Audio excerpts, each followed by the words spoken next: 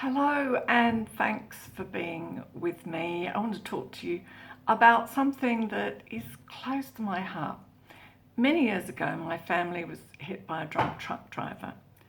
We were flipped upside down and spun around, and I found myself hanging upside down in my seatbelt, hearing the drip of petrol, not knowing if I was about to be incinerated, and not knowing if my little daughter was hurt or even alive because I couldn't see her, and she was silent. We were so fortunate to all get out of it in one piece, and I just had some whiplash. And I say just had some whiplash because back then there was no awareness of the post-traumatic effects of such an accident on the nervous system. And quite honestly, I don't know how much there is now, and I want to draw attention to that. I'm going to read you something that was written by a client. I've never done that in a video before. There's a first time for everything, as the saying goes. It's her story about the side effects in her life that she had no idea had been caused by the trauma of a car crash. So here we go, listen up.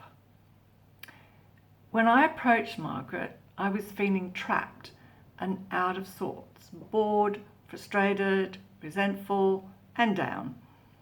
I felt very stuck in personal relationships, my job, and life in general. I wasn't sure what was wrong in particular, just this awful feeling of being stuck, and an intuition that perhaps something was trying to get my attention. We started with my telling Margaret about my concerns. Very matter-of-factly, I related how I felt afraid of moving on. I felt ambivalent and stuck in a job that also had some good points. A marriage breakdown 10 years ago that still seemed to haunt me. The deaths of my parents and brother, and almost as an afterthought, a car accident that had occurred a long time ago. Immediately I mentioned the car accident, Margaret invited me to start tapping, which came as a surprise to me. The accident happened 28 years ago, and the other issues seemed to be more current. However, I went along with it, and when I started telling Margaret about what happened, almost immediately I started sobbing. I really don't remember much about what actually took place during the session. What I do remember is Margaret tapping on me, talking about this terrible shock, this awful shock, and I thought, yes, I am in shock. Yes, I do feel hurt. As I related it to Margaret, the accident seemed to be happening in the present. I couldn't stop crying over my mixed emotions, the shock, the fear of being in a physically dangerous and isolated place. She was actually in Africa, and not being rescued for some hours. The loss of my new car, which was damaged beyond repair, the loss of the relationship with a man who had been driving my car, the relief of not being too badly injured. I felt completely overwhelmed by it all. Now I'm going to put a note in here just to say that one of the aims of this type of work is to not have people to re-experience the trauma, but sometimes what has been stored suddenly whooshes to the surface. However, it's short-lived and she's soon laughing, as you'll discover shortly. Margaret asked me to tell her again about the accident and to visualize what was happening as if I was watching it as a black and white movie. Margaret kept tapping on me as I did this. Then she asked me to think of a couple of cartoon characters and to visualize myself and the man as those cartoon characters. I was then to go through the movie technique of the accident. This is from Gary Craig.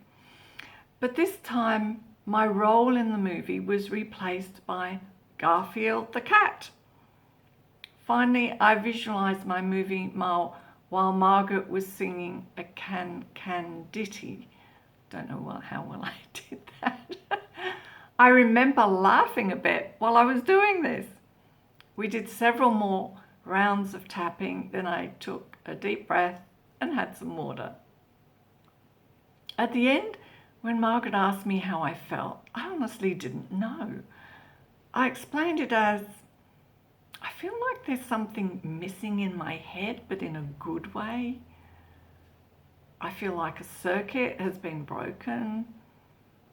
I feel like something that used to travel around my brain on this long, tortuous, winding pathway has now been zapped.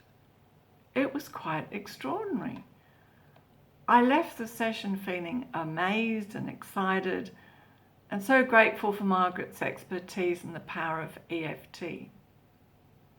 As a background to this, I'll explain that in the past I would divide the story of my life into two, before the accident and after the accident.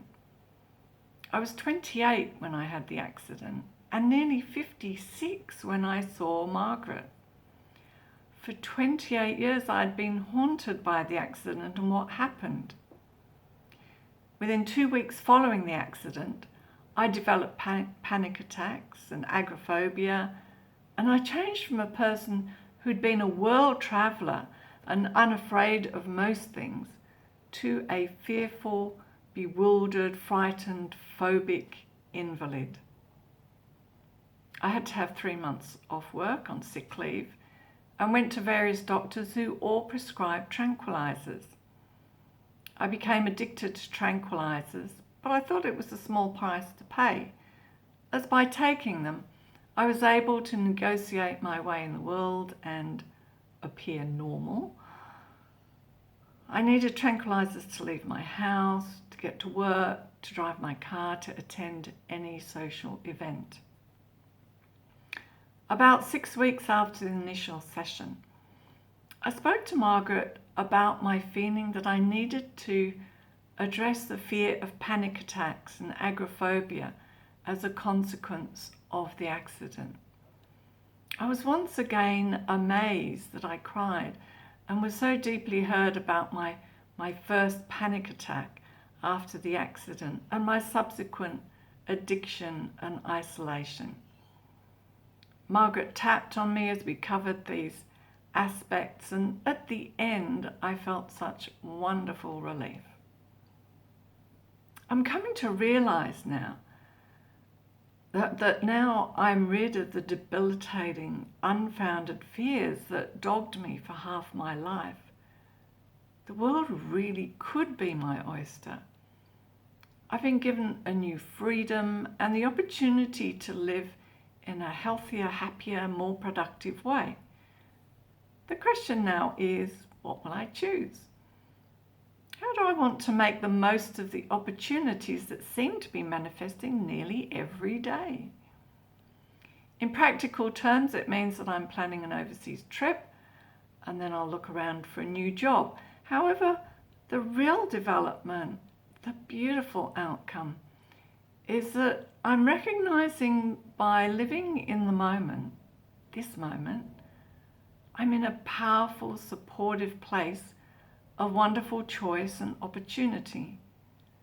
I can understand and appreciate these choices and opportunities without the burden of the fear and isolation of the past that previously had coloured all my experiences. I have a sense of positive anticipation and expectation that I am and will be all right, no matter what happens. The future no longer needs to be feared and will unfold as it needs to for the highest good of all. And when that time comes, as well as this moment, I'm as happy and joyful as I choose to be. Now, first of all, if this perchance has triggered off something in you, please do tap and please do get yourself some help, okay? what I'm suggesting here is that if you've had a bad car crash or any sort of shock trauma, it is possible that you have symptoms that you haven't identified as having anything to do with that, which may have been a long time ago. Working with something like this is really hard to do on your own, and I do suggest that you find a practitioner to work with. It needn't necessarily be an EFT practitioner, but EFT is particularly useful for working with trauma that has been stored in the body, because it's what's called a somatic therapy, which means it doesn't just work with the mind, which is a very limited way of dealing with nervous system dysregulation that can stem from traumatic events. So, if you're a bit mystified about certain things that are happening in your life or how you're feeling, you might like to bear this in mind. And I'd be very happy to answer any questions that you may have, especially as I've got lived experience of it. So please feel free to contact me, and do take care.